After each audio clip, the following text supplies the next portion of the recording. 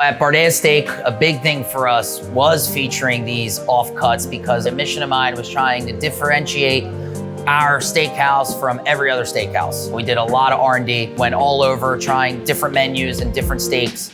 And a big thing that kind of popped out to me from the beginning was a lot of people focus on prime Angus and Wagyu. For me, I was like, all right, well, there's gotta be more to that. A great example is the Aberdeen Angus from Joyce. Being able to achieve a prime grade on eating 100% grass, for me was like, I was mind blown. It was like, how does this taste so good and they're not getting fattened up on grain or corn? It's a matter of guests being able to sit down and look at these 3 cuts, all same cut from 3 different animals, and they're able to talk about the differences. And for me, that's how you educate. You know, there's a whole cow here. We use the whole animal. You know, we use the cheeks, we use the flat iron, we use the back legs, whether it's for grind or for tartare. We use the sirloin flat, which has excellent flavor. That's also good to go on a skewer. If you got a hanger steak or if you got a Denver cut from the underblade of the shoulder, these cuts have the potential, if prepared right, to be as good, if not better, than a filet or a ribeye. But if people don't taste it and they can't understand for themselves, it just works. At the end of the day, it's a matter of testing it to make sure that